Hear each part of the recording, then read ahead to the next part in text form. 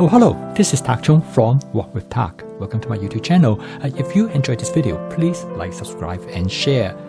Please feel free to write to me at walkwithtak@gmail.com if you have any question regarding to this video or any other videos that I have posted in the past. If you have any videos that you would like me to make, please let me know. I'm looking forward to hearing from you. One of the best things about home cooking is that I can cook food for my family members and my friends the way how they like it. And there's nobody more important in my life than my wife, so I always try to cook food the way how she enjoys it. And I've been using this as a way to solve a number of cooking problems. One of the problems that I face is that in cooking salmon. And my wife loves salmon. She actually can eat salmon almost every day and never get tired of it. Now, the problem of salmon is that when you purchase them, it comes in pieces usually larger than we can eat. And because we want to use salmon as a condiment rather than use as the main ingredients. So over the past couple of years, I developed a method is by cutting the salmon into pieces and then cook them in the wok-use shallow frying method. And then I freeze them, whatever I don't use, and they actually last pretty good. And I'm usually able to take a piece of salmon and divide it into several portions. And I'm ready to use it. I just thaw them out in about 10 minutes.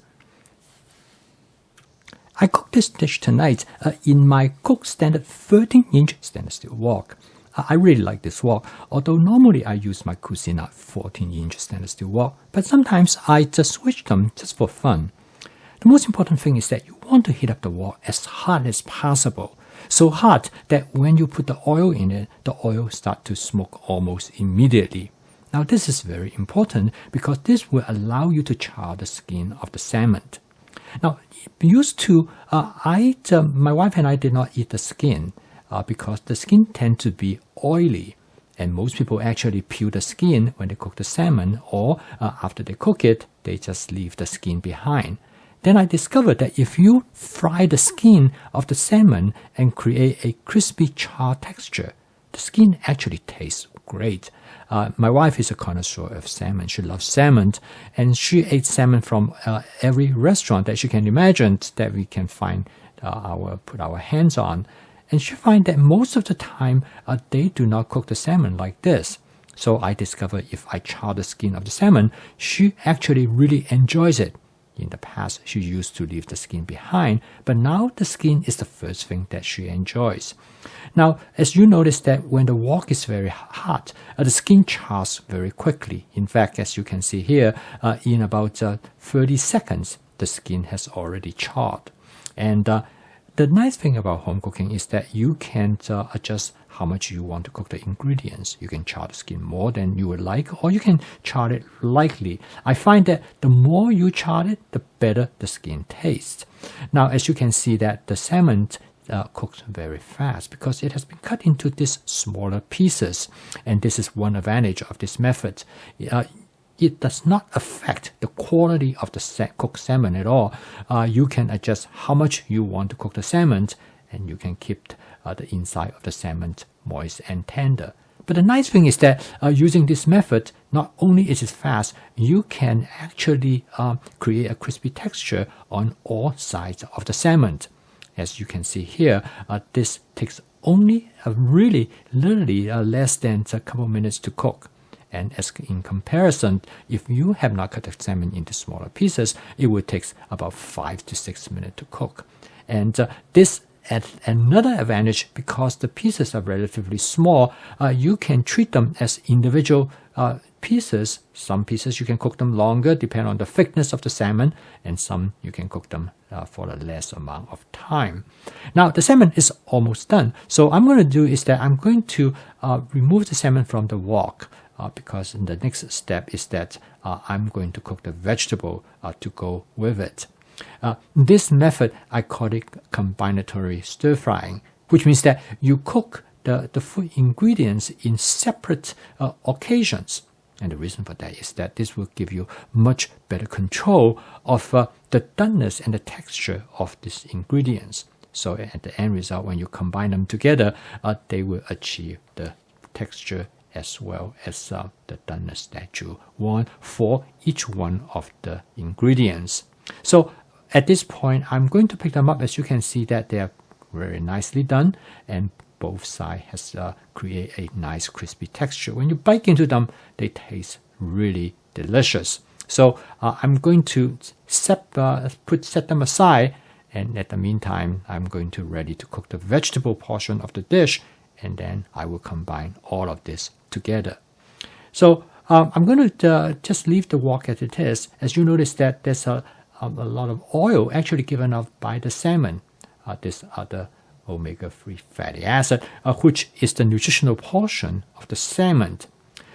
I'm going to cook this dish with 3 different kinds of mushroom. And this is where advanced prepping really comes in handy, because through advanced prepping, you can have many different food ingredients available to you, and you can use whatever that you want, rather than having to prep each one of them in advance. Now, this is a type of a fresh shiitake mushroom, which I purchased from a Chinese supermarket. It's a great fresh mushroom, and they have tremendously flavorful and have great texture. So I'm going to first of all use this mushroom, and then I use a second kind of a mushroom. It's also a shiitake mushroom, but it's slightly different both in terms of texture as well as in flavor. And then I'm going to use some portobello mushroom, or frequently known as the baby bella mushroom. Now, the mushroom is great for cooking this dish. As you notice that after I add the mushroom, the bottom of the wok actually become dry because the mushroom is excellent for absorbing oil. So all the omega fatty acid never go to waste, because now they're all absorbed by the mushroom, and it make the mushroom taste great. Next, I'm going to add some snow peas. This snow pea was given to me by our neighbor Patsy, and it was really great snow peas. And I happen to also have some asparagus. Again, I cannot emphasize more the significance and importance of advanced prepping, because through advanced prepping, as you can see in this dish, I have basically 5 different kinds of vegetables. I have 3 different kinds of mushrooms, and then I have the snow peas as well as the asparagus. I have used the snow peas in several other dishes because she gave me quite a bit. And this is one thing great about advanced prepping, because once you have all the ingredients available in the refrigerator, you will tend to use them, because then you will go into the refrigerator and see what you have. And in this case, you can just pick what is available, and you don't have to worry about use all of it. Now, at this point, I'm going to add some Shaoxing cooking wine. Now, the Shaoxing cooking wine is great, particularly go with mushroom.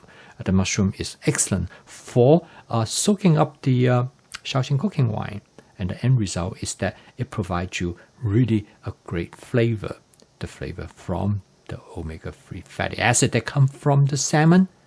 And then I also going to add a small amount of oyster sauce. I find oyster sauce is really excellent in providing umami flavor to the dish. And also a small amount of oyster sauce really will enhance the natural flavor of the food ingredients. So you can imagine this dish is very lightly seasoned, and the dish is going to, based on the natural flavor of the ingredients, to create the type of flavor that I'm looking for. And by this point, I'm going to add the salmon. I'm going to stir fry everything together for just about 15 to 20 seconds. As you notice that after I fry the salmon stayed together really well because the salmon has been sealed by heat, and it creates a much firmer structure. So when you stir fry them, they will not fall apart. This dish is very fast to cook. It takes only about 6 to 7 minutes. So you can see you can prepare a complex dish with multiple different ingredients, and all come from the fresh, unprocessed, and they provide the great fresh flavor. Each of these ingredients contribute to the flavor of the dish. The only thing I add to season this dish is just a tiny bit of oyster sauce, and also with the cooking wine. Now, this type of style of cooking is frequently refers to Cantonese cooking. Cantonese cooking focus mainly on the freshness of the ingredients. because it's believed that the best type of flavor is come from the ingredients themselves. The better the freshness of the ingredients, the better the flavor they're going to provide. Today, of course, if you have a garden in the summer, this is a great way. Now, remember, this is a template. This is not specifically designed for use any particular type of vegetables. Because it is a template, you can make substitutions of the ingredients in this dish.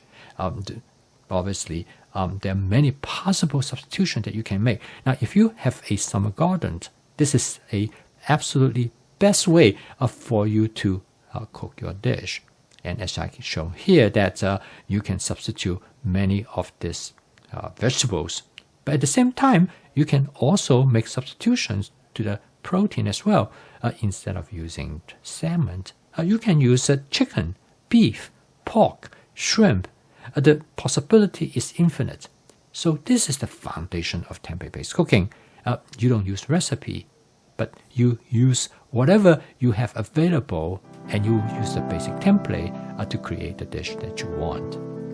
So I post a video each day. I usually try to show you the dish that I cook for dinner that evening, and this is exactly what I did this evening. And if you'd like to learn more about my fast cooking system, please subscribe to this YouTube channel. So keep on cooking, and I will see you tomorrow.